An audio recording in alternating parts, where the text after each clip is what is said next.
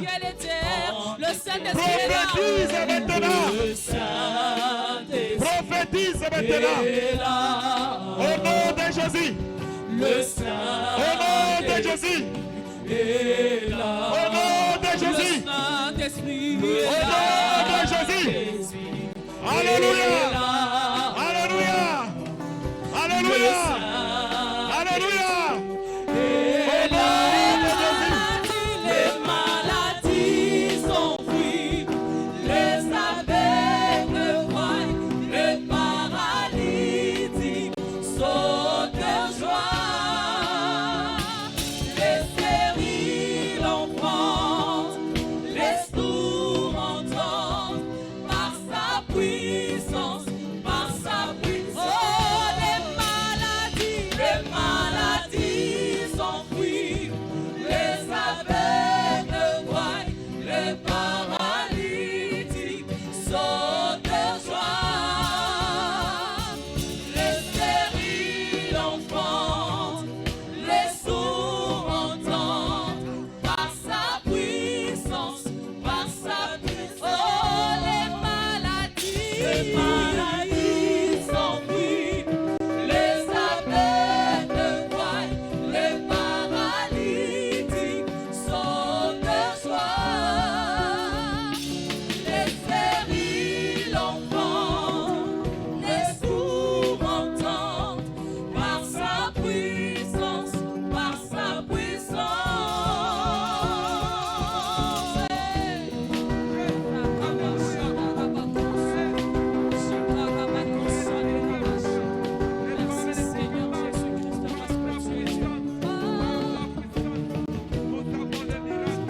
Alléluia.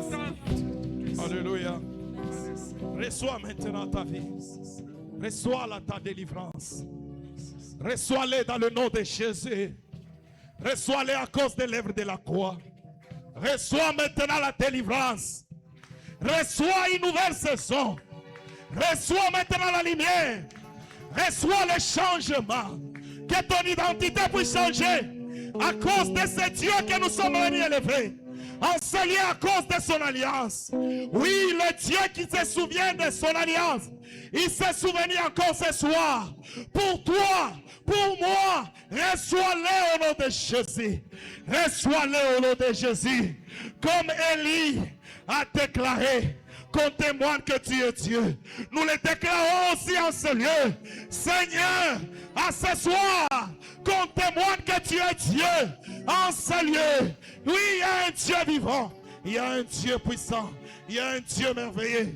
Merci Seigneur pour ta délivrance. Merci Seigneur pour ta bénédiction. Merci Seigneur pour ton élévation. Merci Seigneur pour le changement d'identité. Tu es Dieu. Tu es Dieu. Alléluia. Alléluia. Bien-aimés, nous sommes dans les livres d'Ésaïe.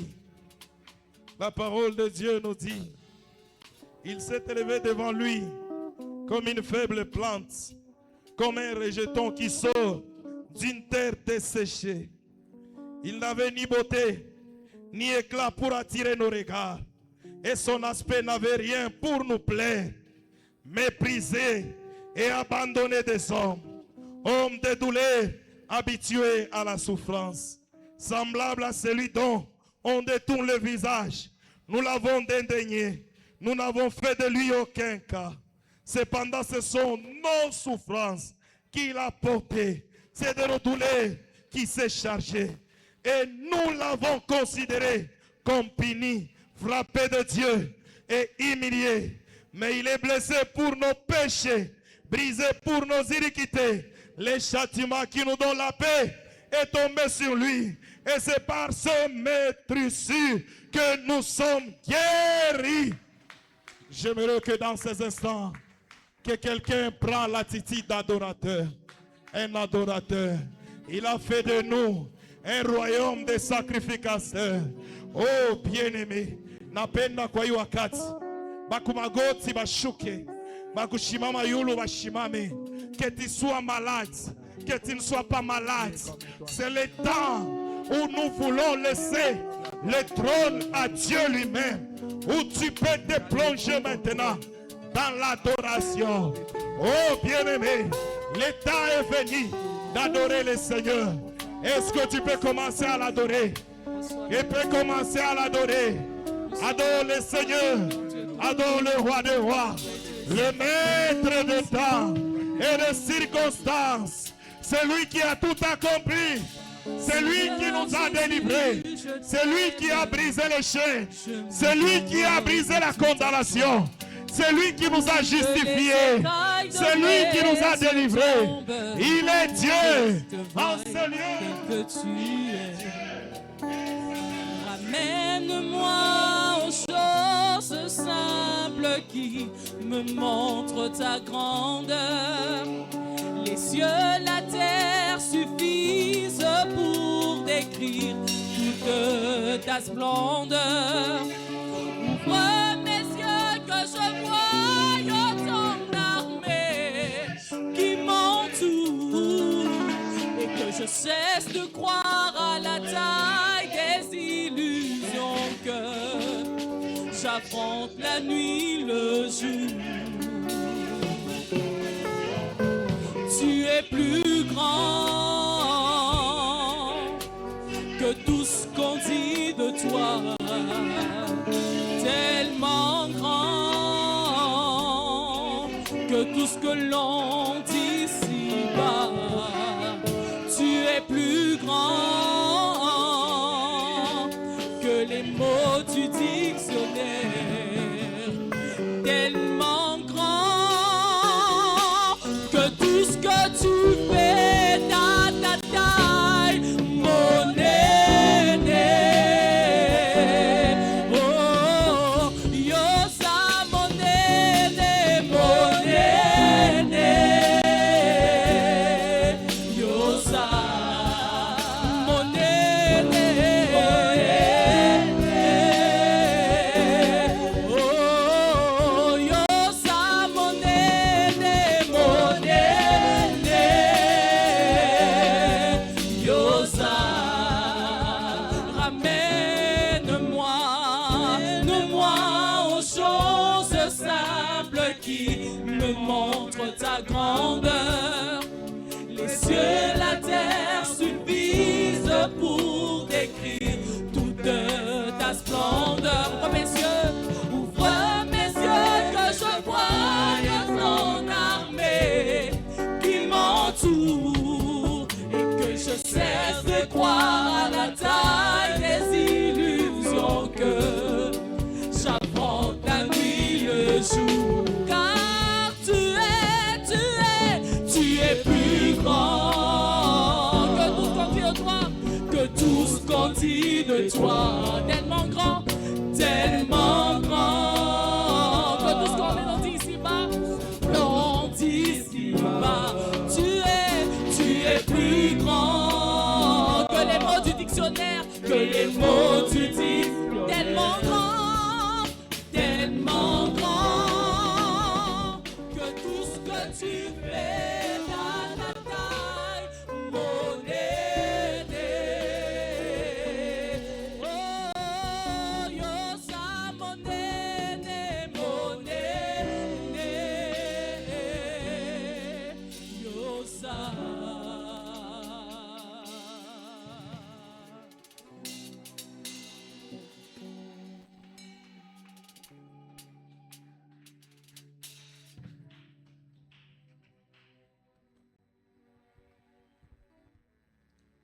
Seigneur, nous te bénissons ce soir.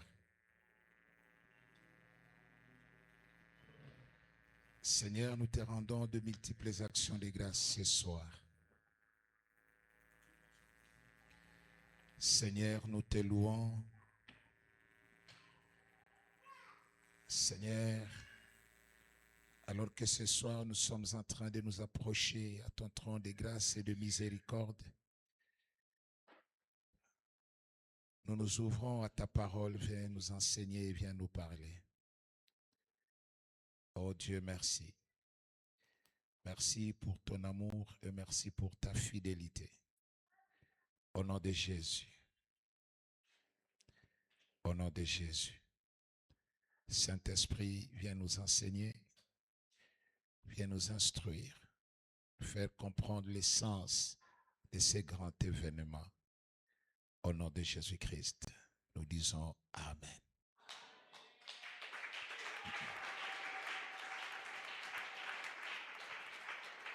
Nous vous saluons ce soir dans le nom de Jésus. Et en vous saluant, nous vous disons encore bonne fête de Pâques. Alléluia. Pâques.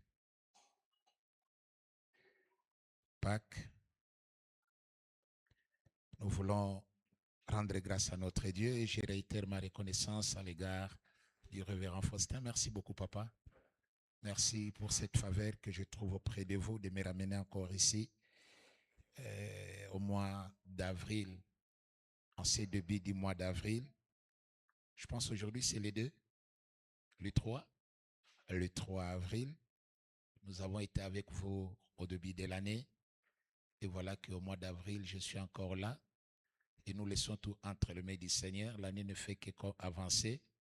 On ne sait pas quand est-ce que nous reviendrons encore ici. Mais le Seigneur le sait.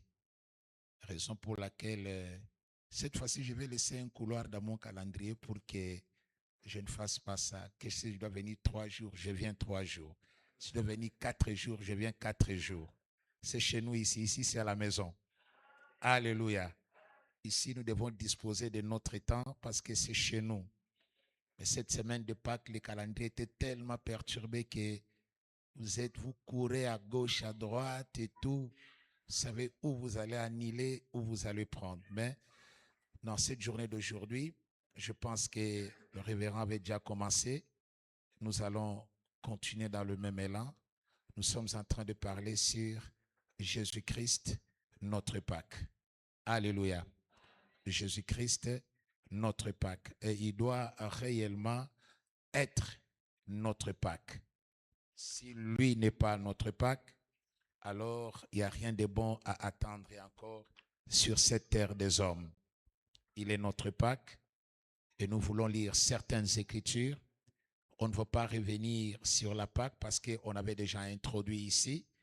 Nous allons faire que continuer, avancer un peu, afin que nous puissions comprendre la portée de cette journée, particulièrement de ce jour d'aujourd'hui, qui a une grande portée dans la vie des enfants de Dieu que nous sommes.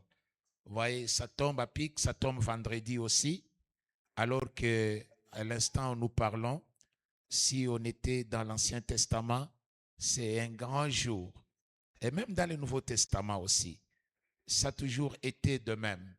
Un vendredi comme celui-ci, Jésus était en train d'agonir à la croix. Tout compte fait, la Pâque que Jésus avait célébrée avec ses disciples, moi j'ai toujours appelé ça une Pâque anticipative. Alléluia.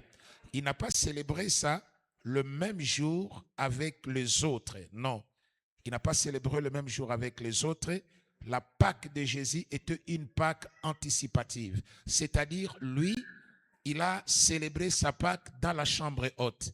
Et la Bible est en train de dire, quand il a terminé de célébrer sa Pâque avec les disciples, vous allez vous souvenir avec moi qu'il a envoyé 2 de ses disciples pour dire, vous allez partir, vous allez trouver un homme qui porte une criche d'eau sur sa tête et il entre dans la ville. Et vous allez vous joindre avec cet homme et vous allez lui poser la question, où est l'endroit où le Seigneur va célébrer la Pâque avec ses disciples? Ça doit être un certain jeudi. Et on lui montre l'endroit. Et ce jour-là, Jésus monte avec ses disciples dans la chambre haute. Alors qu'ils étaient en train de manger, la Bible dit que Jésus va prendre du pain qui était sur la table. D'abord, c'était un repas. C'était un repas. Maintenant, c'est ce que Jésus va commencer à faire qui va donner un autre sens à ces repas-là. Alors, il prend du pain, il va lever le pain et il va lever les yeux, il va rendre grâce à Dieu.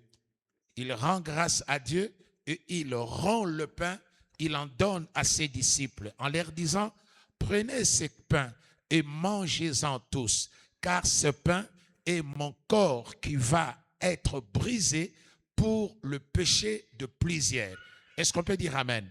Et après avoir donné le pain à ses disciples, quand ils ont mangé, la Bible est en train de dire, après qu'ils eurent mangé, il prend maintenant la coupe et il rend encore grâce à Dieu. Il donne cette coupe à ses disciples en disant, prenez cette coupe et buvez-en tous, car cette coupe est la nouvelle alliance en mon sang. Toutes les fois que vous ferez ça, vous mangerez et que vous boirez la coupe, vous allez vous souvenir de moi, de ma mort, jusqu'à ce que je revienne. Et quand ils ont fini de manger, la Bible dit qu'ils ont chanté un cantique. Ils chantent un cantique, alors c'est alors qu'ils sortent, qu'ils vont se diriger vers le jardin de Gethsémane. Et quand ils arrivent au jardin de Gethsémane, la Bible dit que là, Judas était déjà parti. Ils sont restés à 11. Et Jésus prend 8 disciples. Il les laisse quelque part. Il prend avec lui 3, Jean, Jacques et Pierre. Ils avancent à quelques mètres. Il les laisse aussi là-bas. Et il s'avance lui-même. Il tombe à terre. Et quand il va tomber à terre, c'est alors qu'il va commencer à faire cette prière agonisante. Seigneur, s'il te plaît, éloigne de moi cette coupe. Toutefois, ce n'est pas ce que moi je veux, mais ce que toi tu veux. Après qu'ils eurent prié, Pierre et les autres étaient en train de dormir. Il revient 2, 3 fois. Il leur dit, dormez maintenant. Mais quelque temps, quand il a fini sa prière, il vient voir ses disciples pour dire, réveillez-vous, allons maintenant, car celui qui doit me trahir est en train de venir. Et c'est cette nuit-là que Jésus avait été arrêté. Et le jugement, tout le tribunal s'est passé nuitamment. Il était tantôt chez Hérode, tantôt chez Caïphe, tantôt chez Anne, tantôt chez Pilate. Le soleil s'est levé. Il était tellement fatigué parce qu'on l'a mené ici, on l'a trimballé là-bas. Tout Jérusalem, la maison de Pilate et de Anne, de Caïphe, n'était pas au même endroit. Hérode même habitait très loin parce que lui, il était dans le palais royal. Et toute cette nuit-là, Jésus a tourné à gauche, à droite. Le soleil s'est levé, il était encore là. Et c'est alors qu'il s'est rendu chez Pilate. Et Pilate a prononcé le jugement final.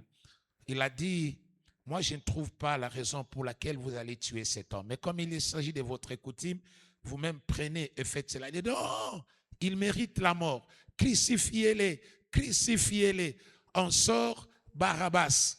On dit, qui vous voulez qu'on puisse libérer en ce jour, on libère quelqu'un. Non, libérez Barabbas, tuez Jésus. Est-ce qu'on dit amen? Après l'avoir flagellé, changer ses vêtements, on prend cette croix, on lui donne. Nous sommes déjà vers 9 heures. Vers 9 heures, on prend la croix, on donne à Jésus. Il commence. Quand je venais ici, j'ai trouvé nos amis de l'autre côté sont en train de faire la procession. Mais de là où je viens, ils n'ont pas une grande croix. Ils ont fait une petite croix. Ce n'est même pas un homme qui porte ça. J'ai vu un jeune homme qui a porté cette croix. Ils ont des bougies. La personne qui m'a connu dit, à ta bougie, il n'a jamais quand même. J'ai dit, m'pé pour nous, fin la ville. Est-ce qu'on peut dire amen? Ah, ça. Bon, on leur laisse faire quand même. On leur laisse faire. Nous, allons-y dans ça. Alors, ils ont donné cette croix-là. La croix là, ce n'est pas la croix de Jésus. C'est la croix des Romains. Jésus n'était pas la première personne à transporter cette croix-là. Il était peut-être le 1 millième de personnes parce que cette croix était l'instrument de condamner à mort pour les Romains. Mais comme Jésus, je vous donne une bonne nouvelle. Sur tout ce que Jésus-Christ touche, la chose devient importante. La croix de Jésus est devenue la croix des Romains est devenue la croix de Jésus. Ça revêtit une autre importance. On ne pouvait pas voir quelqu'un avec une petite croix dans sa maison. Mais comme Jésus est monté sur cette croix-là, c'est devenu sa croix. Et à partir de ce moment-là, la croix est devenue importante. On peut la trouver en diminutif. Les gens le portent des fois là-bas. Les évêques le mettent en grand ici. Les autres en ont dans leur maison. Ce n'était pas votre croix. C'était la croix des Romains. l'instrument. Mais ce jour-là, ils ont crucifié la plus mauvaise personne qui a arrêté même la condamnation à mort de la croix des Romains. Ils n'ont pas continué. Je pense que la dernière personne était Jésus et les 3 autres brigands. Parce que la croix devenait importante. Tout le monde maintenant devait commencer à dire la mort à la croix. Nous prêchons la croix. Jésus-Christ est crucifié. Et quand les Romains ont appris que la croix est devenue importante, ils disent, cette fois-là, la condamnation à la mort, à la croix s'arrête, ça se termine là. Donnez-moi un amen très fort. Vous voyez que Jésus a sauvé beaucoup de gens. Hein? Sa mort a libéré les autres morts. On devait les tuer d'une autre manière. On ne les tuera plus jamais à la croix.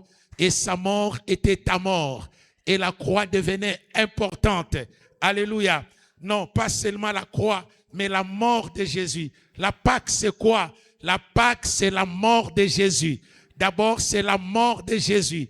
La mort de l'agneau. Vous mangerez. Dans Exode chapitre 12, vous mangerez, vous allez immoler l'agneau, vous le prendrez le 10e jour, vous le garderez pendant 4 jours pour vérifier son état de santé. Parce que un agneau malade ne peut pas garder 4 jours sans manger, qu'il soit encore en bon état. La maladie va se présenter.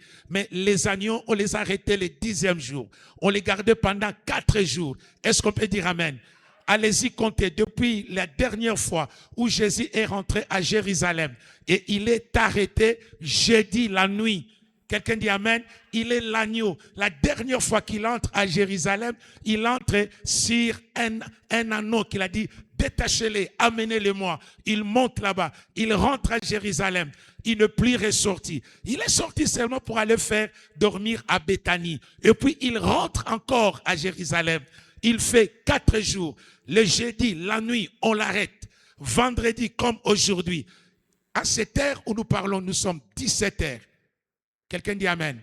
Bientôt là, chez les Juifs, 17 heures, 18 heures, quand le soleil va commencer à partir vers son déclin, ça va être la fin du premier soir. Et au même instant, le deuxième soir va commencer. Et la Bible est en train de dire que l'agneau sera immolé entre les 2 soirs. Alléluia. Entre les 2 soirs. Et Jésus-Christ représente même l'offrande du soir chez les Juifs. Vous vous rendez compte? La Bible est en train de dire que Élie a dit, amenez-moi, prenons chacun un taureau et un animal.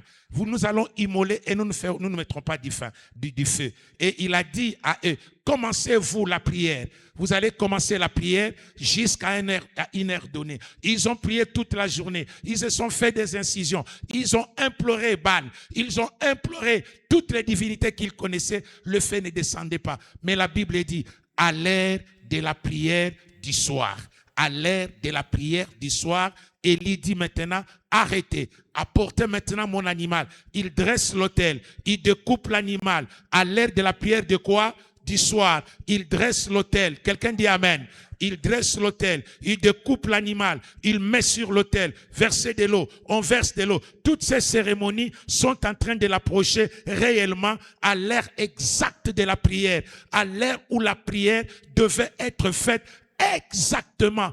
Et toutes choses qui correspondent, ça correspond à l'heure exacte où les Juifs étaient en train de mettre le bétail, l'offrande du soir, les derniers animaux, la dernière offrande du soir s'est passée à cette heure-là.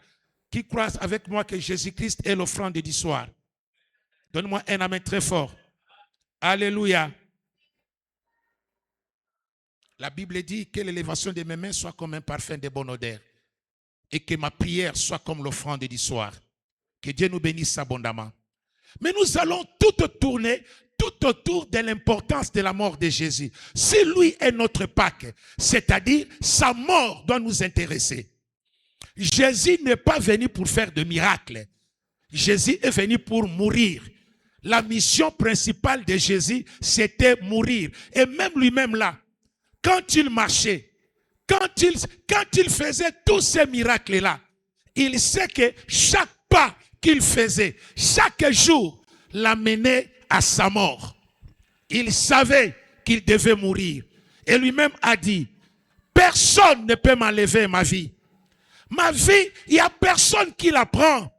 Ma vie, c'est moi-même. J'ai le pouvoir de la donner et j'ai le pouvoir de la reprendre. Excusez-moi, ne mettons pas la mort de Jésus ni sur les Romains, ni sur les Juifs. À Lingala, si c'était à Lingala, on va dire, et comme ça, bango mutu. Bango tende baboma Yesu. Ami kufela ye moko. Ezaliwa na ye. Ayaki na yango. Ayebaki kakokufa. Il savait qu'il devait mourir. Quelqu'un dit Amen. Et il savait que c'est cette mort-là qui le conduira à la gloire. Sans cette mort, il n'y a pas de gloire. Tout ce qui m'intéresse à la Pâque avec Jésus, c'est sa mort. La mort de Jésus devient de plus en plus importante. Est-ce que vous savez que la semaine dans laquelle nous sommes, c'est la semaine qui a donné un tournant décisif à l'histoire de l'humanité. Ni était cette semaine, l'histoire de l'humanité ne changerait pas. Mais cette semaine, et surtout, les 3 derniers jours de la vie de Jésus-Christ, avant sa résurrection, avant sa mort, les 3 derniers jours, ça commence aujourd'hui, demain, ainsi que dimanche. Ce sont les jours les plus importants de l'histoire du christianisme. Est-ce qu'on peut dire Amen? Ce sont les jours les plus importants de l'histoire du christianisme. Je suis en train d'enseigner à l'ICASI. J'ai dit au pasteur qui était au cours le mardi, j'étais en train de parler sur Jésus-Christ, le serviteur souffrant. Avec le verset que les bien-aimés viennent de lire ici, Ésaïe chapitre 53. Il n'y a pas seulement qu'Ésaïe chapitre 53. Mais partant de 42, 43 jusque-là, on parle de l'hymne du serviteur souffrant. Et quand vous partez dans les livres de Marc, Marc nous présente Jésus comme étant le serviteur souffrant. Il parle beaucoup de la souffrance de Jésus. Et cette souffrance, c'est celle qui nous donne le privilège de prêcher l'évangile ce soir. Sans cette souffrance, il n'y aurait pas d'évangile. Sans cette souffrance, l'évangile ne serait pas celui que nous prêchons ici. Est-ce qu'on peut dire Amen? Laisse-moi te dire ce soir, toi qui es là, je préfère que la Pâque de cette année, que tu puisses la comprendre à une autre dimension. Que tu la comprennes différemment. Que tu puisses la prendre avec une conscience réelle. Parce que Jésus-Christ était en train de mourir pour toi. Sa mort, rien d'autre que sa mort. Je ne parle de rien d'autre que sa mort. La mort de Jésus constitue l'ère pour laquelle il était venu sur la terre. La Bible est en train de dire, un autre jour, ils étaient aux noces de Cana. Et le vin avait manqué. La maman de Jésus s'approche et il dit à son fils Jésus, ils n'ont pas de vin. Hein? Ils n'ont pas de vin. Et Jésus regarde sa maman. Il dit, femme, qu'est-ce qui ne va pas? Qu'est-ce qui ne va pas? Qu'est-ce qui ne va pas? Mon heure n'est pas encore arrivée. Mon heure n'est pas encore là. Quelqu'un dit Amen. Mon heure n'est pas encore là. Et sa maman, il va voir les gens qui travaillent, dit, vous ferez seulement tout ce qu'il vous dira. Tout ce qu'il vous dira, faites-le. Quand on parle de la croix, on parle de la mort de Jésus. Et Jésus, il est venu réellement pour mourir, pas pour autre chose. Il est venu pour mourir. Si nous parlons de Jésus, notre Pâque, la pensée part directement à sa mort. Sans sa mort, il n'y a pas de Pâque. Est-ce qu'on peut lire un peu quelque chose dans Exode? Prenons regardez ce que le Saint-Esprit vient de m'enseigner ces derniers temps dans Exode. Exode chapitre 12. Et j'ai mis ça dans mes notes. Je parlais d'Exode chapitre 12 comme étant les salis accomplis. Mais il y a aussi les salis promis, les salis annoncés. On parle d'abord dans Exode. Pour comprendre Exode chapitre 12, qui est le chapitre même de l'institution Pâques, nous devons comprendre Exode chapitre 2. Allons-y. Exode chapitre 2. Pourquoi Exode 12? Parce qu'il y a aussi Exode chapitre 2. Je vais lire à 2 endroits Exode chapitre 2, le verset combien? Nous allons lire ça au nom de Jésus. Quelqu'un dit Amen. Chapitre 23. Chapitre 2, verset 23. Exode chapitre 2, verset 23. Longtemps après, le roi d'Égypte mourit. Et les enfants d'Israël gémissaient encore sous la servitude et poussaient des cris que leur arrachait la servitude, montèrent vers Dieu. Et Dieu entendit le gémissement et se souvint de son alliance. Quelqu'un dit Amen. Avec Abraham, Isaac et Jacob. Dieu regarda les enfants d'Israël et il en eut compassion et nous disons Amen. Nous allons nous mettre. Allons-y maintenant. Allons-y. Exode chapitre 3, le verset 7. 6 et 7, mais 7 au moins.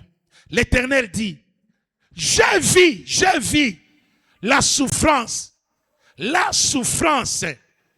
de mon peuple qui est en Égypte.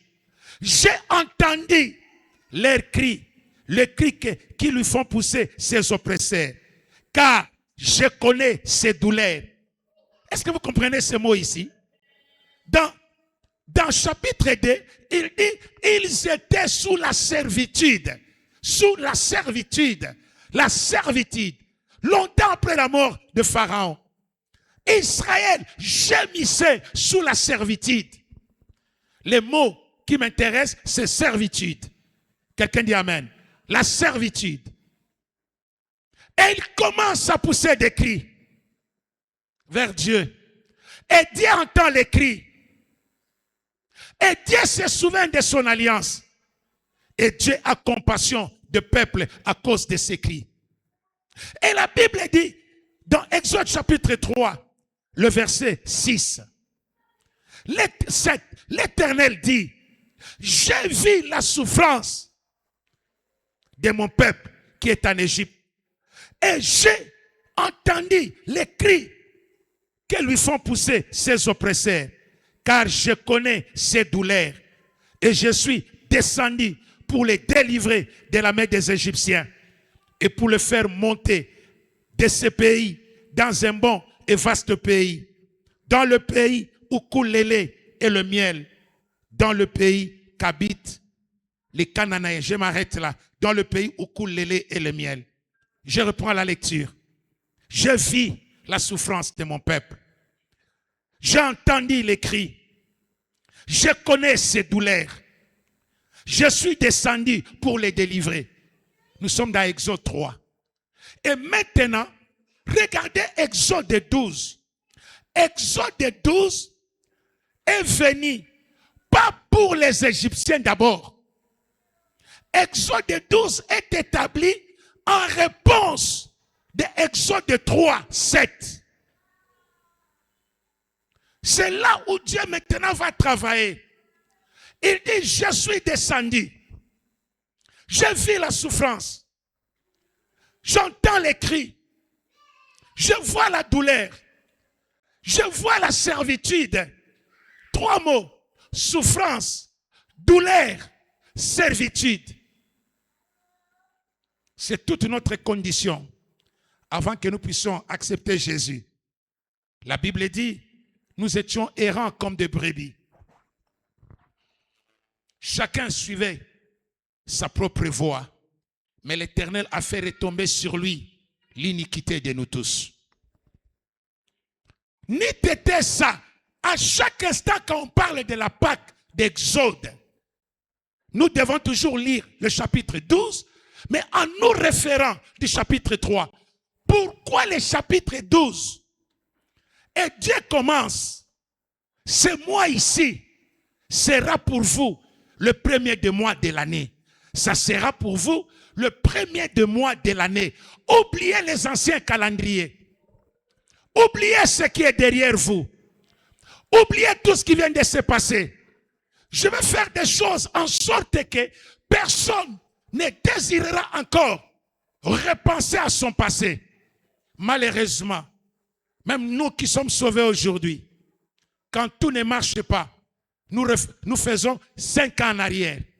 On commence à pleurer. On commence à parler des choses qui ne tiennent même pas debout.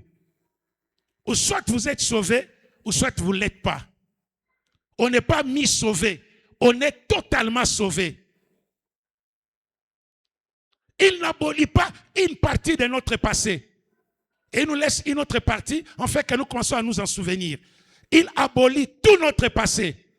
J'ai dit tout notre passé. La Pâque, c'est la restauration de Dieu en puissance. Il refait ta vie. Il ne sélectionne pas dans ta vie qu'est-ce qu'il doit prendre, qu'est-ce qu'il doit laisser. Non. Tout part. Tout part. Parmi les gens qui sont sauvés, qui deviennent chrétiens, tous on n'était pas quand même des sorciers. Tous on n'avait pas un mauvais cœur.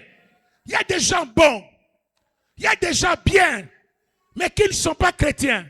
Qui aident, qui donnent, qui sont libérales, qui aident facilement, qui sont hospitaliers, qui font du bien, qui font du bien aux gens. Mais malgré tout ce qu'ils font, ils demeurent foncièrement mauvais. Mais la Bible dit, vous le Père humain, mauvais comme vous êtes, mais vous savez donner de bonnes choses. Vous voyez, les bonnes choses et les cœurs, ça ne correspond toujours pas. Tout le monde n'était pas mauvais. Mais même cette bonté, toutes ces choses-là, comme c'était de l'ancienne nature, ça doit partir. Ça doit disparaître. Ça doit quitter. Dieu n'en a pas besoin. Dieu reproduit de bonnes choses, de nouvelles choses. Il met un nouveau amour à toi, son amour en lui. Il met ton esprit, il met la bonté, il met la patience. Tu étais patient quand tu étais païen. Mais quand tu crois en Jésus, cette première patience doit disparaître. La Bible dit tout ce qui est né de l'esprit est esprit. Et tout ce qui est né de la chair est quoi? Chair. Vrai ou faux? Vrai. C'est comme ça que nous comprenons la Bible. Et voilà maintenant Exode 12. Dieu l'établit pour répondre à Exode 3. Parce qu'il dit, je suis descendu pour délivrer, pour sauver, pour que la servitude s'arrête, pour que cette souffrance parte. Et si nous prenons le livre d'Ésaïe, là où les bien-aimés venaient de lire, en dernier lieu ici, qu'est-ce qu'on est en train de dire? On dit ceci dans Ésaïe, chapitre 53. La Bible dit ceci. Cependant, ce sont nos souffrances qu'il a portées. Je suis au verset 4. Cependant, ce sont nos souffrances qu'il a portées. Quelqu'un dit Amen. Ce sont nos souffrances qu'il a portées. C'est de nos douleurs qu'il s'est chargé. Et nous l'avons considéré comme puni, frappé de Dieu et humilié. Mais il a été blessé pour nos péchés, brisé pour nos iniquités. Et le châtiment qui nous donne la paix est tombé sur lui. Est-ce qu'on peut dire Amen? Bon, ici, c'est une prophétie messianique qui parle de Jésus. Mais retournons dans Exode. Les souffrances sont tombées sur qui? Sur qui? Sur l'agneau. La servitude est tombée sur qui? Sur l'agneau. Les malédictions sont tombées sur qui? Sur l'agneau. Est-ce qu'on peut dire Amen? C'est sur l'agneau. L'agneau là qu'eux-mêmes avaient gardé. Il portait la souffrance. Il portait le poids de 400 ans de misère. 400 ans de plaie. 400 ans de servitude. 400 ans de souffrance. 400 ans de pleurs et de crises amères. Mais un agneau englouti à lui-même le poids de 400 ans. On fait que ces gens ne puissent plus jamais vivre ce qu'ils ont vécu là. Qu'ils recommencent une nouvelle vie. Qu'ils repartent encore à nouveau. Qu'ils sortent de cette servitude.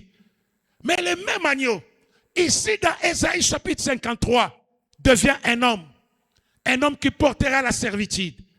Un homme qui portera la souffrance. Un homme qui sera brisé à cause de nos péchés. Il portera nos iniquités. Est-ce qu'on peut dire Amen? Mais non, non, non, non, non. Israël, en Égypte, n'était pas seulement servitude des Égyptiens. Mais ils étaient aussi ils étaient dans la servitude de l'idolâtrie. Croyez avec moi qu'ils étaient idolâtres. Ils ont idolâtré. Ils ont prié les dieux païens, les dieux égyptiens. Raison pour laquelle Dieu n'avait pas besoin d'entrer dans leur maison. Il a dit à Moïse, tu prendras les sangs, tu mettras sur les linteaux et les montagnes des portes des maisons. Et moi, je n'entrerai pas. Parce que si j'entre dans vos maisons, ce que je verrai ne me permettra même pas de vous faire sortir. Dans vos maisons, il y a des divinités païennes. Et pour que moi, je puisse vous libérer, prenez seulement les sangs, placez sur les linteaux et les montants des portes. Je n'entrerai pas dans vos maisons. Parce que dans ces maisons-là, il y avait l'idolâtrie. Josué est en train de nous dire, si vous ne voulez pas servir les dieux qui nous a amenés jusqu'ici, choisissez maintenant qui vous allez servir. Ou soit les dieux que vos pères ont servi de l'autre côté du fleuve. Ça, c'est Abraham en Mésopotamie. Ou soit les dieux que vos pères ont servi en Égypte. Qui dit ça? Josué. Josué est né là-bas. Josué a vu. Josué a compris qu'en Égypte, les enfants d'Israël étaient idolâtres. Et à cause de cette idolâtrie, comme Dieu voulait les sauver, Dieu a dit, non, vous mettez le sang. Quand j'arriverai à la hauteur de vos maisons, moi je verrai le sang et je passerai outre. Je verrai seulement le sang. Mes yeux s'arrêteront sur le sang. Quelqu'un dit Amen. Ah, mon Dieu. Alléluia. Alléluia. J'étais en train de parler cette semaine sur la Pâque et sa puissance, Pâque et ses effets, et l'adoration dans la Pâque. Nous devons comprendre ces choses. La Pâque vient changer notre façon d'adorer. La Pâque vient changer les liens d'adoration. La Pâque vient nous donner les mots vrais avec lesquels on peut adorer Dieu. La Pâque nous fait connaître Dieu dans une autre dimension. C'est pas n'importe quoi. Laisse-moi vous dire, vous êtes le fruit de la Pâque. Vous revenez de la Pâque. Vous êtes les citoyens qui sont sortis de la Pâque. Vous êtes différents. Vous êtes un peuple fort. Nous ne sommes pas seulement une église combattante, mais nous sommes aussi une église triomphante. La Pâque a fait de nous une église triomphante. La Bible dit, tous ceux qui sont nés de Dieu, tous ceux qui croient, tous ceux qui sont nés de Dieu, triomphent du monde.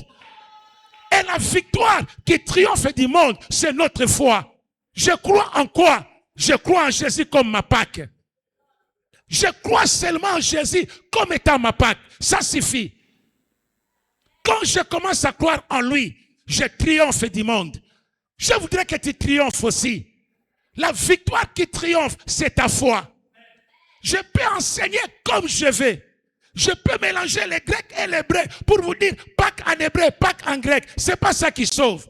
Mais c'est ta foi dans ce que la Pâque représente. Si tu ne crois pas, tant pis. Tu es foutu. Tu ne triompheras jamais. Tu dois croire. C'est là où les Juifs ont basculé. C'est bizarre. La Bible dit, les Grecs cherchent la sagesse. Les Juifs cherchent les miracles. Mais nous prêchons Jésus-Christ et Jésus-Christ est crucifié. Et l'apôtre Paul dit, l'évangile que je prêche, ça concerne son fils Jésus-Christ. D'abord né de la lignée de David selon la chair. Ah bon, donc il y a deux naissances. Si il a identifié selon la chair, il y a une autre naissance qui doit venir. Quelqu'un dit Amen. Si quelqu'un pouvait savoir que la résurrection de Jésus était une autre naissance. Donnez-moi un amen très fort. Et il dit dans Romains chapitre 1er, le verset 16, je n'ai pas honte de l'évangile. Je n'ai pas honte de l'évangile. Parce que l'évangile, c'est la puissance de Dieu. Est-ce que vous comprenez ça? Et sans la Pâque, il n'y a pas d'évangile. Oubliez l'évangile. Sans la Pâque, il n'y a pas d'évangile. Bon, je conseille ça à ceux qui parlent, qui tiennent ça. Moi, je ne parle pas de l'évangile de prospérité. Pensez un peu évangile de prospérité. Vous voulez dire quoi? Si nous partons mot à mot, ça veut dire quoi? Évangile de prospérité. Parce que l'évangile d'abord, ça concerne la mort et la résurrection de Jésus. L'évangile, c'est Jésus. Mais quand il dit l'évangile de prospérité, tu vas nous dire quoi? Jésus de prospérité ou bien quoi de prospérité?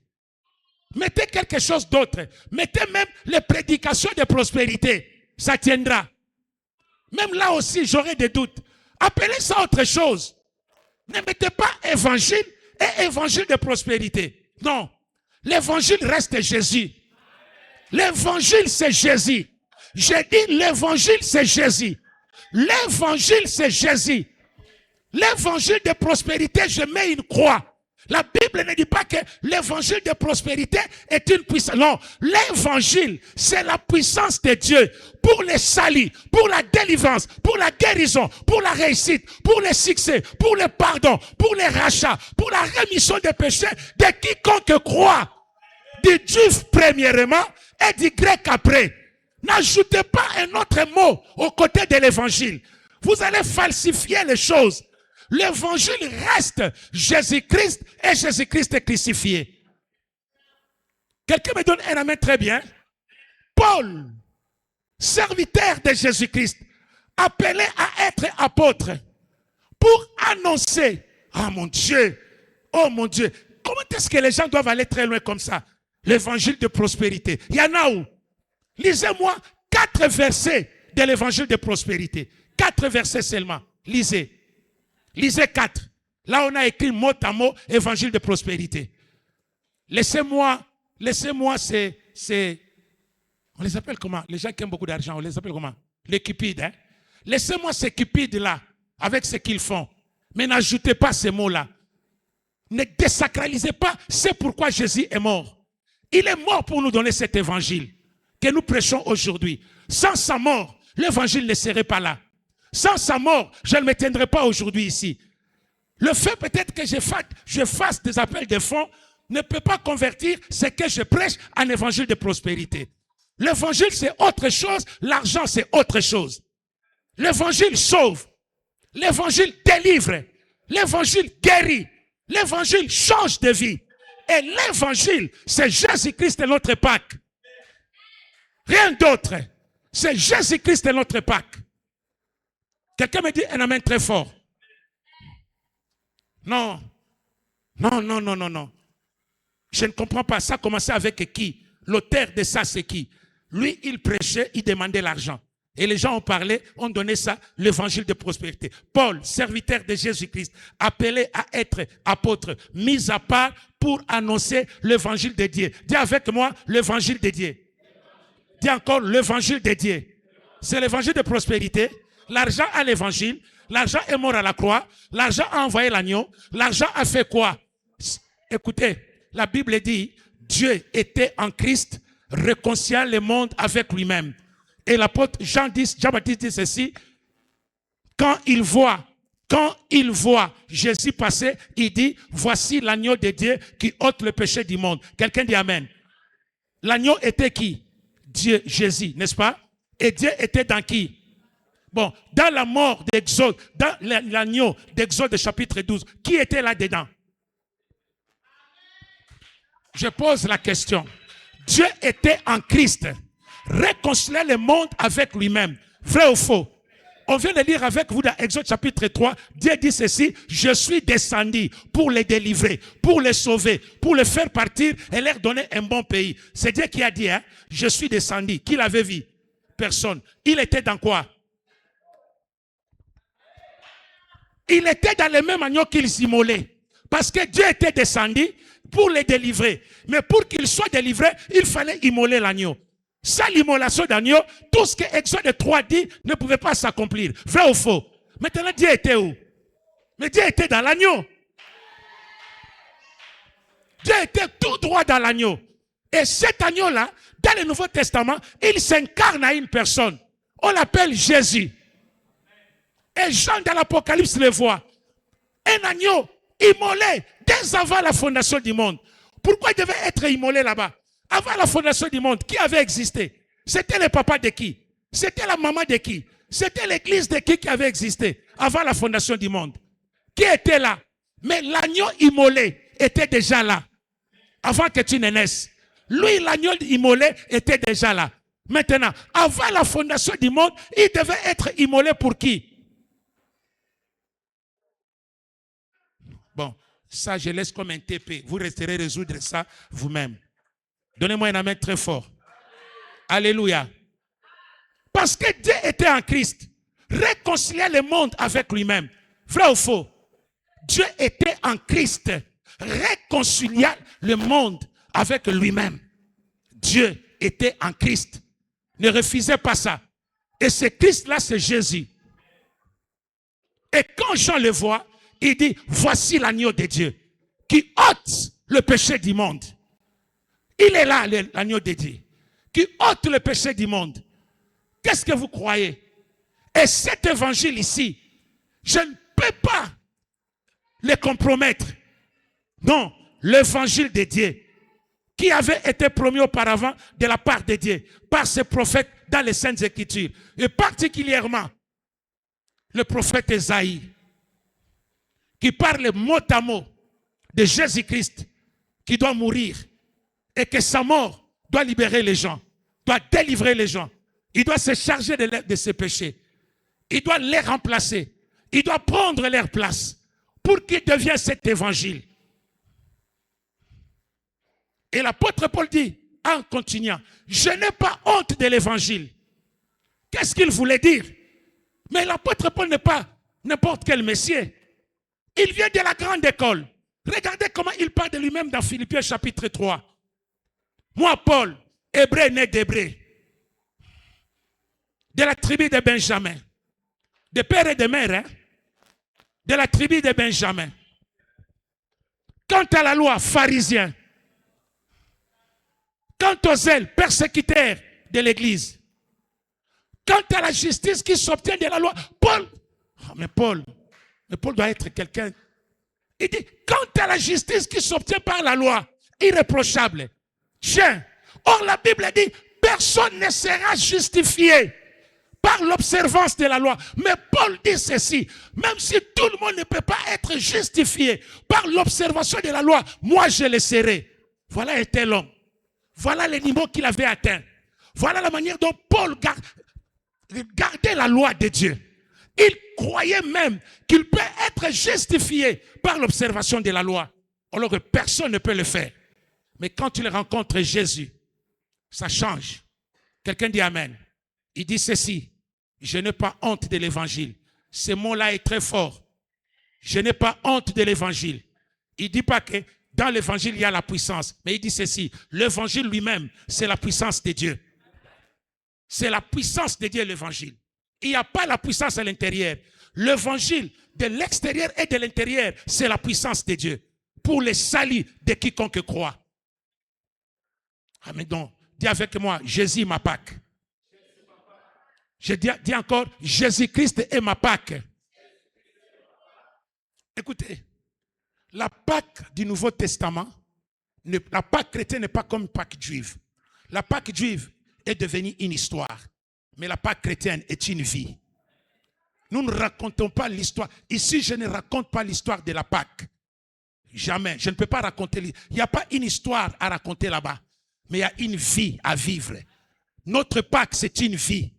La Pâque juive, c'est une histoire. Quelqu'un dit Amen. C'est ça la différence. Parce que même aujourd'hui, là, vous savez comment ils vont célébrer leur Pâque aujourd'hui? Ils vont prendre le repas. Comme ils n'ont plus les temples, comme il y a plein de sacrificateurs, comme tout cela est déjà détruit, maintenant c'est dans des maisons. Les papas, ils vont réunir les enfants autour d'une table, ils commencent à dire, quand nos pères étaient en Égypte, regardez, ils racontent une histoire de plus vieille, de plus de 2000 ans, de 3500 ans. Ils racontent ça aujourd'hui. Et nous aussi, nous allons commencer à raconter une histoire comme eux. Mais non, nous vivons la Pâque, nous la vivons. Nous la manifestons. Jésus en toi, c'est l'espérance de vie. La Bible dit, celui qui est en toi est plus grand, est plus fort, est plus puissant que celui qui est dans le monde. Celui qui est en toi, c'est Christ. Et Christ, c'est la Pâque. La puissance et la vie est en toi. Manifeste-la. Ne raconte pas, mais vis ta Pâque. Manifeste ta Pâque. Aie l'assurance de ta Pâque. Crois dans ta Pâque. Vis comme quelqu'un qui vient de la Pâque. Vis avec assurance. Lève ta tête, regarde le monde des ténèbres, dis à Satan et à tous les démons, vous ne pouvez rien contre moi. Vous ne pouvez rien contre moi. Parce que l'apôtre Paul dit quelque chose de très important. Il dit que Jésus est mort, oui. Il est ressuscité, oui. Mais quand il est ressuscité, Dieu l'a souverainement élevé. Vrai ou faux? Oui. Il est fait asseoir à la droite du Père. Vrai ou faux? Au-dessus de quoi? Dites-moi, donnez-moi la liste de toute domination, de toute autorité, de toute puissance, de toute domination, de tout nom. Le nom qu'on peut citer aujourd'hui avec les noms qu'on citera demain. Que ce soit les noms des hommes, que ce soit les noms des esprits. Quelqu'un dit Amen. Même les esprits qui n'avaient pas encore opéré en 2026, qui commencera à opérer au mois de mai, vous êtes déjà au-dessus de ces esprits-là. Donnez-moi un amen très fort. Donnez-moi un amen très fort. Alléluia. Et maintenant, au chapitre 2, verset 5 dit, nous étions morts, nous aussi, par nos offenses. Ah bon? Donc, nous étions morts. Quand Jésus mourait, nous mourions avec lui. Quand on l'ensevelissait avec lui. Quand il sortait de la tombe, il sortait de la tombe avec nous. Donnez-moi un amen très fort. Et quand il a été enlevé, nous tous avec lui. Là où il est assis à la droite du Père, nous aussi nous sommes assis à la droite du Père. La Pâque te donne ce que les Juifs n'avaient pas reçu. Ça te confère une position. Ça te confère une autorité. Ça te confère une puissance. Ça change ta façon de dormir. Ça change ta façon de parler. Ça te donne une assurance. Tu n'es pas n'importe qui. Tu n'es pas n'importe quoi. Tu n'es pas un jouet de sorcier. Quelqu'un dit Amen. J'ai entendu les frères dire que les sorciers viennent jouer ici. Jusqu'à la chair, ils n'oseront pas arriver. Change ça. Aucun sorcier ne jouera ici. J'ai dit aucun sorcier. S'il y a 3, 4 sorciers qui sont là-bas, levez votre doigt, je vais vous déclarer une chose avant que je continue.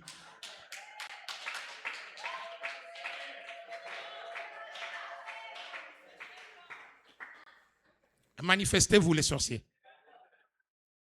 Ah, mais il fallait qu'on ferme les yeux que j'ai dit maintenant manifestez-vous. Donnez-moi une main très fort. Bon, même si vous ne voulez pas vous manifester, je vous dis ceci. Ici, on ne vient pas jouer. Ici, on ne veut pas. Vous ne pouvez même pas arriver ici. Quelqu'un dit Amen. Alors, je vous donne une amnistie. On vous donne jusqu'à la fin du mois d'avril, comme c'était mois pascal, préparez-vous à vous convertir, à croire en Jésus. Parce que tout ce que vous faites là est nul. Vous ne tuerez personne. Vous ne jouerez pas ici. Vous ne bloquerez personne. Vous ne mangerez personne. Vous ne ferez du mal à personne. Mais sauf que nous savons que vous êtes là. Et vous-même, vous savez, comme vous êtes là, vous savez que la personne là qui parle, il est puissant. Et il dit vrai. Même vous-même dans vos réunions, vous ne sentez pas que ce que nous disons est une réalité. Est-ce qu'on peut dire Amen? Bien-aimés, ils ne s'approcheront pas ici. Ils ne joueront pas ici. Ils n'ont pas le temps. Dis encore, Jésus est ma Pâque. Dis ça maintenant avec assurance, Jésus est ma Pâque. Il n'est pas la Pâque annuelle. Il est la Pâque journalière. Nous dormons dans la Pâque, nous nous réveillons dans la Pâque. Nous dormons dans la Pâque, nous nous réveillons dans la Pâque. Nous dormons dans la Pâque, nous nous réveillons dans la Pâque. Vous voyez des gens pareils, tu vas le vaincre comment? Je dors dans la Pâque et je me réveille. Jésus est la Pâque de 1 mois, la Pâque de 2 mois. Il s'appelle Je suis. Quelqu'un dit Amen. Je suis. Il est permanent. Il est là. Même quand on ne le voit pas. Même quand il ne parle pas. Même quand il ne bouge pas. Sauf qu'il est là. La Bible dit, l'Éternel, votre Dieu, est au milieu de vous comme un héros qui sauve. Il fera de vous sa plus grande joie. Il gardera le silence dans son amour. Et il aura pour vous les transports de quoi? D'allégresse. Pourquoi? Il est là. Il est là. Donnez-moi un amen très fort. Marthe est venue tomber. Ah, Jésus, gna, gna, gna. Si tu étais là, mon frère Lazare ne serait pas mort. Jésus dit non. Je suis la résurrection et la vie. Je suis. Même quand Lazare agonisait là, j'étais là. Même quand il mourait là, je suis. Quelqu'un dit Amen. Même quand vous le mettez là-bas dans votre tombeau, je suis. Maintenant, avançons. Enlevez la pierre. Oh Seigneur, il sent déjà. Non, j'ai dit enlevez seulement la pierre. Parce que moi, je suis la résurrection et quoi? Et la vie. Il n'est pas seulement la Pâque. Il est la résurrection et la vie. Il est la résurrection et la vie. Est-ce qu'on peut dire Amen? Il est la vie pour toi. Il est la résurrection pour toi. Il est la vie pour toi. Oh, cette journée est merveilleuse. C'est la meilleure des journées. Je regarde tous ces événements. Et j'ai une prière à te dire à faire. Mais avant cette prière, laisse-moi te dire ça. Laisse-moi te dire. Ils ont célébré la Pâque dans l'Ancien Testament. Une Pâque tout à fait historique. Vous savez la chose qui ne changeait pas? C'est dans leur tabernacle et dans leur temple. Ils célébraient la Pâque, mais les rideaux du lieu très saint restaient toujours comment? Fermés. Celui qui osait franchir ces rideaux faisait quoi? Mourait. Mais ils célébraient la Pâque. Mais cette Pâque ne leur donnait pas le droit d'accéder de l'autre côté. Celui qui osait, même si vous revenez, même si la fête de la Pâque se termine aujourd'hui, demain tu t'hasardes à entrer dans les lieux très saints, tu fais quoi? Tu meurs. Mais il y a une seule Pâque qui a tout brisé, qui a tout arrêté, qui a tout ouvert, toutes les portes. C'est pourquoi la Bible dit, nous avons au travers de sa chair une route nouvelle qui nous a été tracée. Quand Jésus mourait à la croix, donnez-moi la main très fort. Les choses ont changé. Vers 13h, les ténèbres se sont invitées elles-mêmes.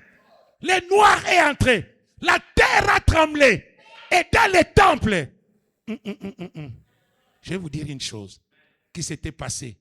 Il y avait des sacrificateurs qui travaillaient dans les lieux saints. Est-ce que vous savez ça? Il y a de ceux-là qui arrangeaient quoi? Les calices du chandelier. Il y a de ceux-là qui travaillaient à la table de pain de proposition. Et il y a un autre qui travaille là-bas à l'hôtel de parfum. Tout ça dans les lieux très saints. Vrai ou faux? Et il y avait le grand rideau qui séparait les lieux saints des lieux très saints. Écoutez maintenant. Jésus-Christ est à la croix. Le temps est en train de s'approcher. La Bible dit l'obscurité s'invite. Au même instant, la terre commence à trembler. Ça ne s'arrête pas là-bas, ça fait trembler même les temples. Au même instant, les rideaux qui séparaient les lieux saints du lieu très saint fait quoi? Déchire de haut jusqu'en bas. Et les gens qui étaient de service dans les lieux saints, pour la première fois, ils vont voir les lieux très saints. Mais la seule chose, ils ne meurent pas. Ils étaient les premiers à comprendre que dans les lieux très saints, il n'y avait pas l'arche de l'alliance. Il n'y avait que les temples. On avait masqué. À l'intérieur, il n'y avait rien. Il n'y avait même pas l'arche de l'alliance. Parce que cette histoire était finie depuis très longtemps. Mais néanmoins, ils ont vu les lieux très saints et ils ne sont pas morts. Vous jouez avec cette Pâque ici. Cette Pâque qui ouvre la voie. Cette Pâque qui ouvre la porte. Qui te fait franchir.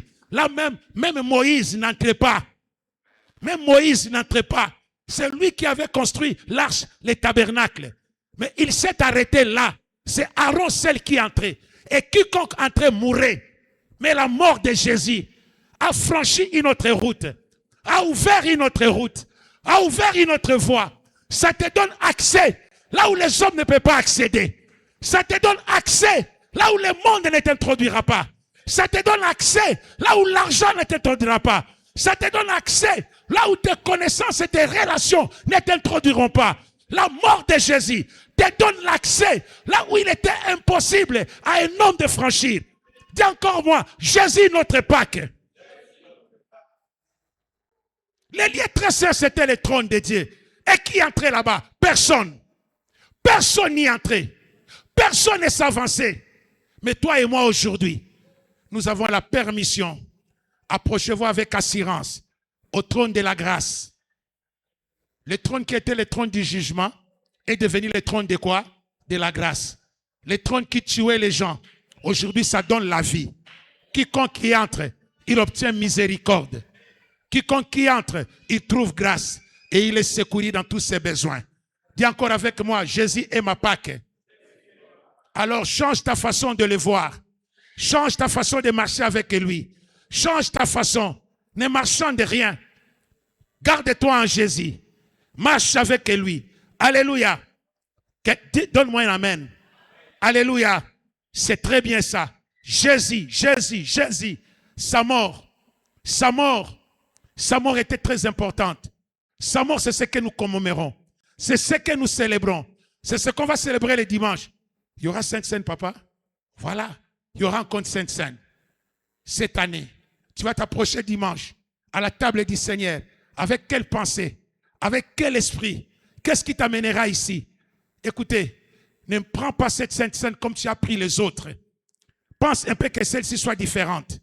Que celle-ci te change. Que celle-ci change l'optique dans ta tête. Les gens qui sont triomphantes, ce sont des gens qui déclarent, comme je l'ai dit ici, tu n'as pas à avoir peur. Que tes sommeils deviennent paisibles. Tu n'as rien à craindre. Le monde ne peut pas te détruire. Les sorciers ne te toucheront pas. La méchanceté de l'ennemi n'a aucun pouvoir sur toi. Les diables et toutes ces manœuvres n'ont aucun pouvoir sur toi. Je dis bien, aucun pouvoir sur toi. Il a dit à Moïse, dites aux enfants d'Israël, ils ne verront plus jamais ces Égyptiens. Ils ne les verront plus jamais. Je mets fin. Ils ne les verront plus jamais. Ils ne reviendront plus jamais dans leur parcours. Non, c'est Dieu qui a dit. C'est Dieu qui a parlé. C'est Dieu qui a parlé. Ce soir, je te dis, Jésus-Christ est à Pâques. Je n'enseigne pas dans une école de théologie. Je prêche Jésus. Je prêche Jésus. Je prêche sa mort. La mort de Jésus a été l'objet de controverses dans l'histoire de l'Église. Ceux qui auront la chance d'aller faire la théologie, on vous parlera beaucoup de choses autour de la mort de Jésus. Il y a de ceux-là qui ont dit, Jésus n'était pas mort. Il s'est évanoui. Tellement on l'avait beaucoup frappé, il s'est évanoui à la croix. Et on l'a descendu, on l'a déposé dans la tombe. Et comme la fraîcheur de la tombe a touché son corps, il est ressuscité, il s'est revenu à la vie. Il a poussé la pierre et il est sorti là, couru pour aller prendre Marie de Magdala comme sa femme.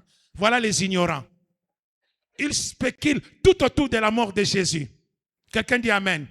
On en a beaucoup parlé sur la mort de Jésus. Ceux qui feront la théologie, ils étudieront ça dans les cours de sotériologie. Parce que c'est un cours qui touche et les salis autour de la mort de Jésus. Trop de choses. Et je pose la question, pourquoi tous ces gens doivent spéculer seulement autour de la mort de Jésus? Et dites-moi, si cette mort était sans importance, pourquoi les gens penseraient ainsi? Que Jésus n'était pas mort, qu'il s'est évanoui. Et puis on l'a déposé, on l'a mis dans la grotte. Avec la fraîcheur, il est revenu à la vie, il a poussé la pierre, il a fouillé. Si c'était même comme ça, quelqu'un dit Amen. Si c'était même comme ça, je commencerai à pleurer, je dis, j'écris à un mensonge. Mais Jésus était bel et bien mort. Et 3 jours après, il est revenu à la vie. Il est apparu à Marie. Et Jean et Pierre ont couru jusqu'au sépulcre. Ils l'ont trouvé vide. Et les disciples d'Emmaüs, il s'est approché d'eux. Il s'est présenté comme étant lui. Et quand il a levé le pain, il a rendu grâce à Dieu. Il a donné aux disciples d'Emmaüs, tous les yeux s'étaient ouverts. Ils ont couru pour aller annoncer la nouvelle que Jésus-Christ est vivant. La mort de Jésus a suscité beaucoup de choses. Mais j'aime cette mort-là. Je l'aime. Je prêche l'évangile à cause de cette mort. Je suis ce que je suis à cause de cette mort. Vous êtes là devant moi à cause de cette mort. Vous allez réussir à cause de cette mort. Vous allez aller de l'avant à cause de cette mort. Votre vie change à cause de cette mort. La maladie quitte ton corps à cause de cette mort. Parce qu'il est vivant. Et Pierre a dit, je n'ai pas l'argent à te donner. Regarde-moi, au nom de Jésus, lève-toi et marche. Et si Jésus n'était pas mort, et s'il n'était pas ressuscité, par quelle puissance Pierre guérirait les malades? Par quelle puissance Philippe guérirait les malades? Ils sont malades ou quoi, ces gens-là, qui spéculent autour de la mort de Jésus? Si cette mort était sans importance, s'ils n'avaient rien apporté, pourquoi cette mort leur fracasse la tête? Pourquoi ils disent toutes ces sottises et bêtises? Parce que la mort de Jésus est la mort la plus importante sur la terre. Est-ce qu'on peut dire Amen? Dis d'abord avec moi, Jésus est ma Pâque. Je ne suis plus la même personne. La mort de Jésus est très importante pour moi.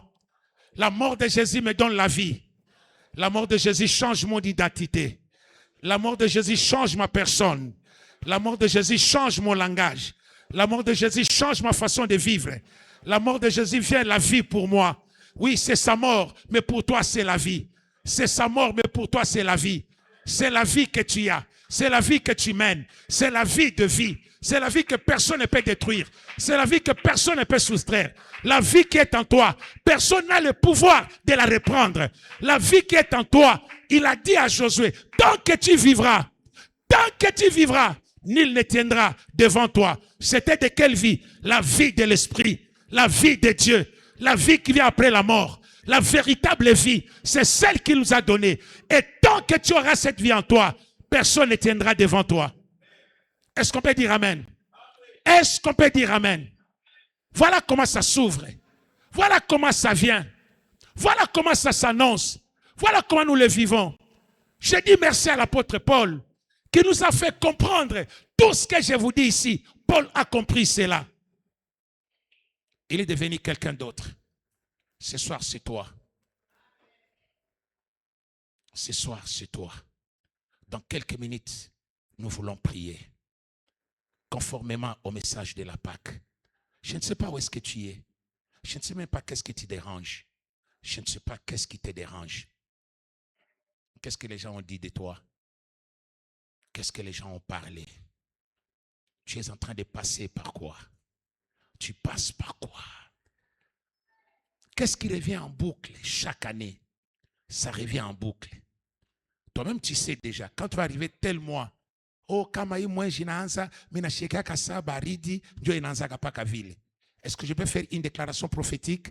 Et moi, kaita anza tena. Ou t'as y vérifier, ou t'as y vivre tena. Pourquoi ça doit revenir comme en boucle? Comme en boucle. Ça revient. Et toi-même, tu le sais que ça va encore revenir cette année. Est-ce que tu peux dire avec moi que ça ne reviendra plus? Ça ne reviendra plus. Je dis encore, ça ne reviendra plus. Assez, ça ne reviendra plus. Quelqu'un dit amen. Tout ce qui revenait en boucle là, ça ne reviendra plus. Ça ne reviendra plus. Je le déclare comme David a vu Goliath. Goliath commence à revenir en boucle. S'il ne vient pas le matin, il vient le soir. S'il ne vient pas le soir, il vient encore le matin. Ils étaient fatigués de lui. Mais il y a eu un jour où il ne devait plus encore revenir. Le jour où David a compris que ça serait le dernier jour. Je déclare au nom de Jésus-Christ que ce soit le dernier jour. Le dimanche, quand nous serons ici, en train de célébrer la Pâque, viens avec une intelligence renouvelée. Fais une prière chez toi à la maison. Dis Seigneur, je voudrais que cette Pâque ici ait de l'impact dans ma vie. Que les choses qui reviennent en boucle tombent. Parce que Jésus-Christ est ma Pâque. Jésus-Christ est ma Pâque. Il a donné sa vie pour moi. Il est allé à la croix pour moi. La croix qui était l'instrument de mort est devenue l'instrument de vie. Il y a un frère qui a chanté. Je n'ai jamais vu quelqu'un qui s'approche de la croix et reste le même. Quelque chose doit changer en lui. Personne ne peut s'approcher de cette croix et rester la même personne. Quelqu'un dit amen. Personne ne s'approchera de là. J'ai dit personne ne peut s'approcher de cette croix et sa vie rester la même. Parce que celui qui mourait sur cette croix était Dieu, ni moins ni plus. Mais il mourait comme un homme. Ah, Alain Moloto a dit, il est mort afin d'ouvrir pour toi une place dans la divinité. Tu es où? La mort de Jésus t'a donné une place dans la divinité. Pour que tu vis comme un Dieu peut vivre. Comme un enfant peut vivre. La puissance de Dieu n'est pas seulement l'apanage de nous les pasteurs. C'est pour tout le monde qui croit en Jésus. Il est écrit, voici le miracle qui accompagneront tous ceux qui auront crié. En mon nom, ils chasseront les démons. En mon nom, ils imposeront les mains sur les malades et les malades seront guéris. Oui, ça t'accompagne. C'est avec toi. Ça marche avec toi. Jésus est ta Pâque. Une Pâque journalière. Tu le vis chaque jour. Commence à te réveiller avec ça. Dis avec moi, Seigneur Jésus, ce soir, je viens devant toi. Tu es ma Pâque. Je crois en cela. Tu es ma Pâque. Ce soir, je m'en vais arrêter. Je m'en vais arrêter. Je m'en vais arrêter. Toute action de l'ennemi Satan. Tout ce qui agissait en mal. Ce soir, toutes les décisions. Ce soir, tous les complots montés contre moi, ce soir, ces complots s'arrêtent. Au nom de...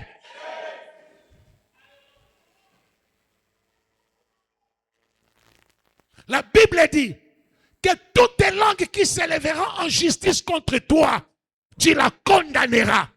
Dis avec moi, je condamne ce soir toutes les langues qui s'élèvent en justice contre moi. Toutes les langues qui s'élèvent en justice contre moi, je la condamne. Je la condamne. Je la condamne. Au nom de Jésus. Ça vient. Ça vient. Je dis ça vient ce soir. Tu n'es pas un jouet des sorciers. Tu n'es pas un jouet des sorciers. Je déclare ce soir, toute activité de l'ennemi Satan dans ta maison, ça doit s'arrêter. Déclare avec moi, toute activité de l'ennemi Satan par des personnes interposées dans ma maison, dans mon travail, dans la vie de mes enfants, ce soir, ça s'arrête. Jésus est ma Pâque.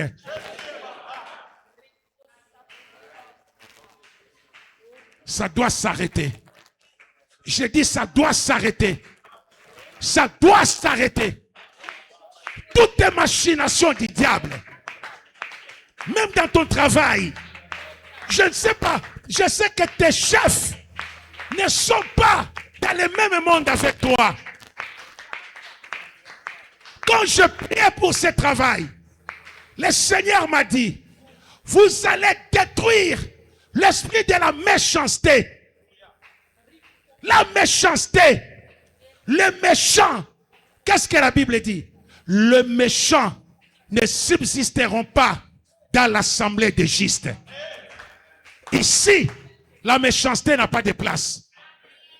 Le méchant, ce sont les gens qui cherchent à te faire pleurer. La spécialité des méchants, c'est te faire pleurer. Mais dis avec moi, je ne veux plus pleurer. Dis avec moi, le méchant, la méchanceté, l'esprit de la méchanceté, les démons de la méchanceté, les esprits méchants dans les lieux célestes qui incarnent les hommes. Ce soir, j'ai détruit la méchanceté des hommes. Non, non, non, non, non. La méchanceté peut te faire du mal. S'il y a des jeunes filles ici qui peuvent savoir que le mariage raté, c'est à cause de la méchanceté des hommes. Depuis qu'il a appris que ses frères-là t'a pris comme fiancé, il cherche par tous les moyens à aller faire de fausses accusations, de faux témoignages. On attaque au Anani. Où les il fallait où liser. Il n'est pas de ta famille, il ne te connaît pas, et le mari qui va t'épouser là n'est pas de sa famille. Mais la méchanceté s'élève pour te détruire. Combien qui ont perdu leur travail à cause de la méchanceté? Combien leurs dossiers traînent quelque part à cause de la méchanceté? Tu vas t'en prendre à la méchanceté. La méchanceté fait pleurer les gens. Les gens pleurent. Et quand tu pleures, le méchant monte. Quand tu pleures, le méchant sont dans la joie. Quand tu pleures, ça fait la joie des méchants. Ils veulent te voir pleurer. Ils te font travailler. Ils te payent mal. Ils te payent en retard. Juste pour que tu les supplies. Juste pour que tu pleures. Dis avec moi, méchanceté. Parle avec détermination. Méchanceté des hommes. Méchanceté des hommes.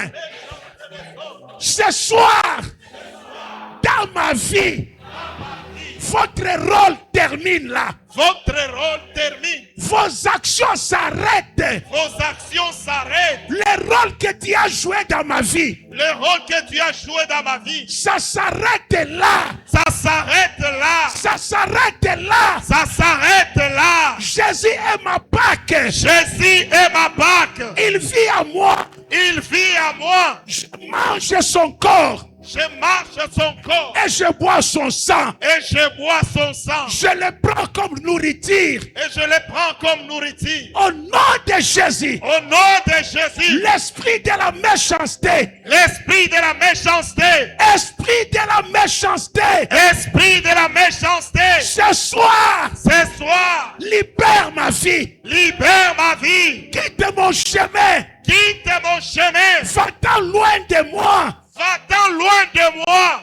Déclare et dit, Seigneur Jésus, Seigneur Jésus, quel est méchant, quel est méchant recule par derrière et qu'il tombe et qu'il tombe et qu'il se fracasse la nuque. et qu'il se fracasse la nuque. Au nom de Jésus. Au nom de Jésus. Au nom de Jésus. Au nom de Jésus. Au nom de Jésus. Au nom de Jésus. Cette année, Cette année, je détruis la méchanceté je détruis la méchanceté venant de n'importe qui que ce soit. venant de n'importe qui que ce soit. Cette Pâque, Cette Pâque, je la célèbre je la célèbre en détruisant la méchanceté. en détruisant la méchanceté, En détruisant la méchanceté des hommes. en détruisant la méchanceté des hommes.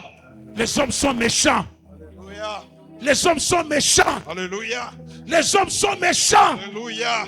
Ils cherchent à te faire pleurer. Alléluia. Ils cherchent à te faire du mal. Alléluia. Alors que tu es ici, Alléluia. ils sont en train de comploter. Alléluia, Seigneur. En fait que 6 mois après, Alléluia. que ce travail termine, Oh Jésus. que ce projet s'arrête, Jésus. qu'on ne t'engage pas. Alléluia. Mais le Seigneur m'a dit, Alléluia. nous allons détruire. Alléluia. Nous allons détruire. Alléluia, Jésus. Nous allons détruire. Alléluia, Jésus. Tu vas commencer à détruire Alléluia. la méchanceté sur tes enfants, sur tes filles, sur tes fils, dans ta maison, dans ta maison, dans ta maison, dans ta maison, dans ta maison. Détruis, détruis, détruis, détruis, détruis, détruis, détruis.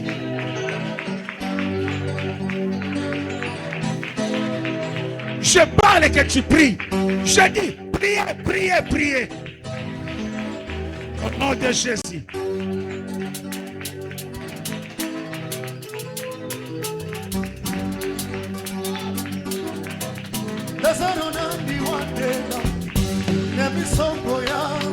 Ce soir, ce soir, ce soir, ce soir, ce soir, la méchanceté, la méchanceté.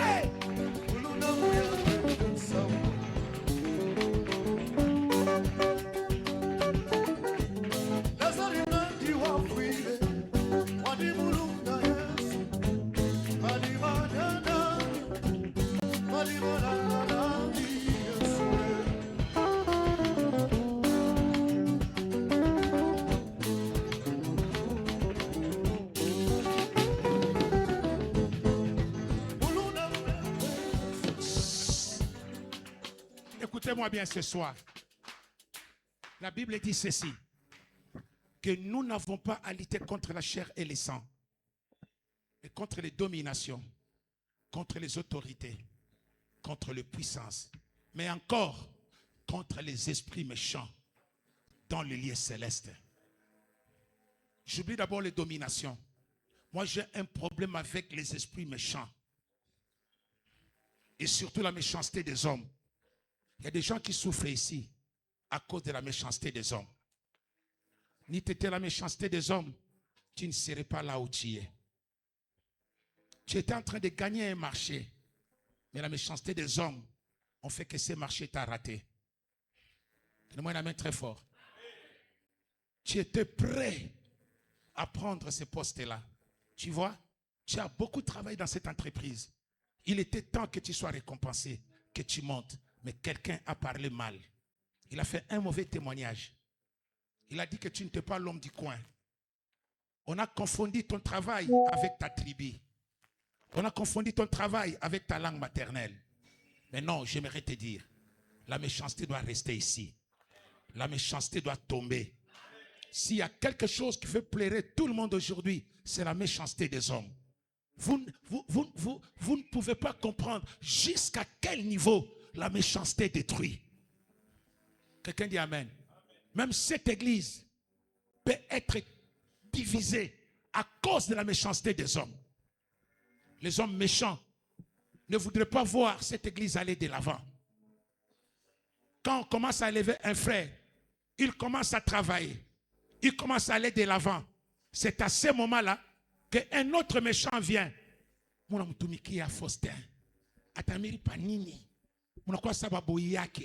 Quelqu'un dit Amen.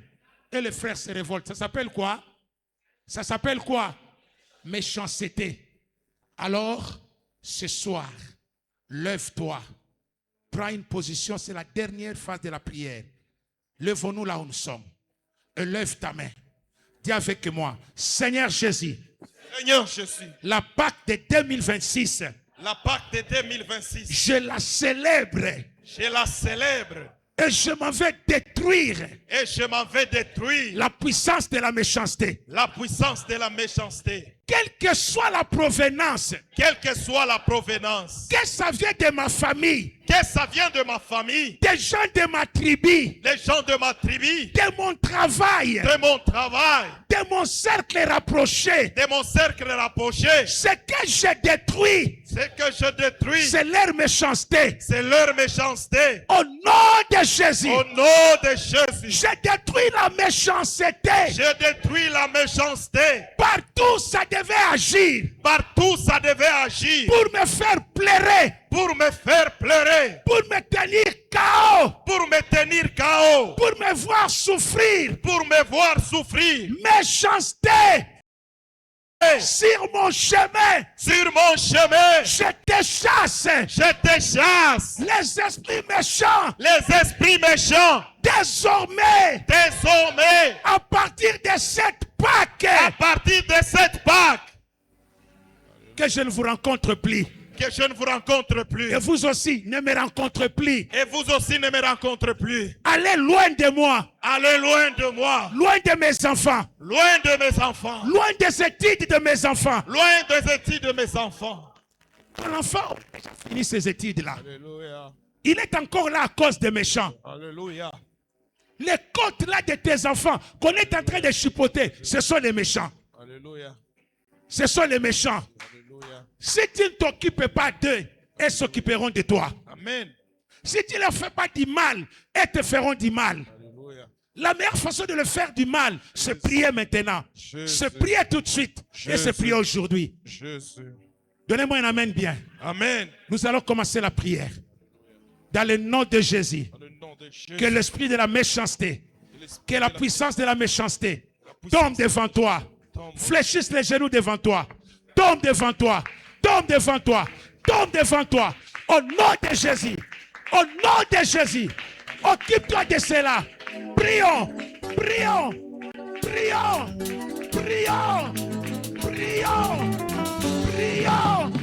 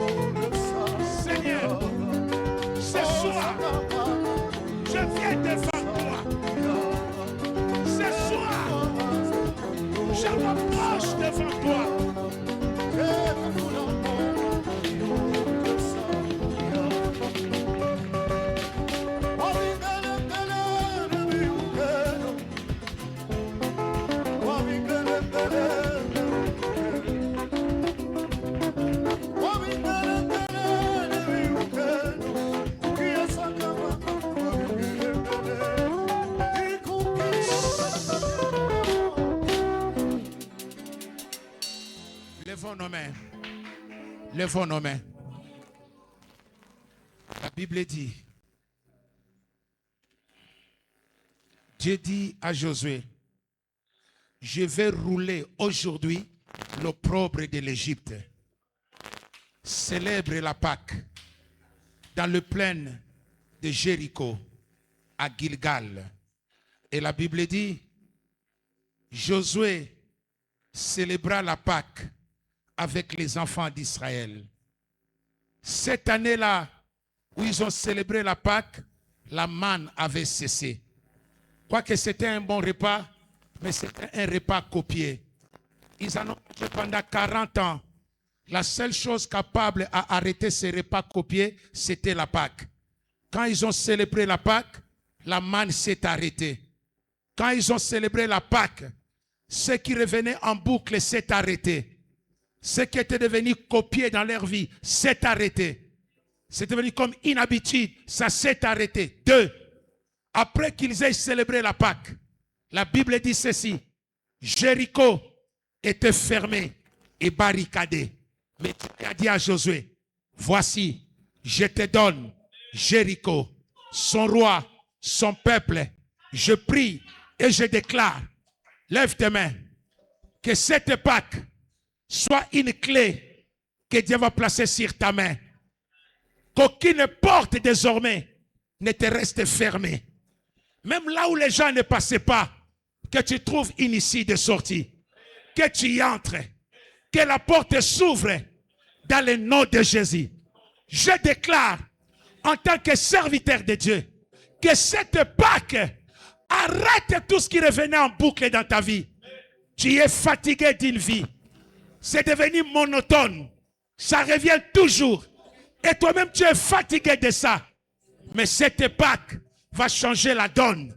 Cette Pâque va changer les choses. Cette Pâque va ouvrir les portes. Je le déclare en tant que serviteur de Dieu. De même que tu as les mains levées. Reçois cela. Reçois cela. Reçois cela. Que tes portes s'ouvrent. Les portes barricadées et fermées puissent s'ouvrir dans le nom de Jésus. Dans le nom de Jésus. Dans le nom de Jésus. Que cette Pâque t'amène de nouvelles opportunités. Que cette Pâque t'amène une nouvelle grâce. Réussis. Va de l'avant. Va très loin. Deviens fort. Deviens puissant. Réalise grand. Que tes rêves deviennent réalité. Que tes projets réussissent. Que tes entreprises réussissent. Gagne le marché. Gagne le marché. Gagne le marché. Si tu es un sous-traitant, que ta sous-traitance soit cherchée. Soit cherchée dans le nom de Jésus. Que les grands investisseurs puissent te chercher. Puissent traiter avec toi. Dans l'année 2026. Ne diminue pas. Multiplie. Ne recule pas. Avance. Ne tombe pas. Reste debout. Dans le nom de Jésus. Dans le nom de Jésus. Je te déclare le meilleur. Je te déclare la réussite. Je te déclare l'avancement.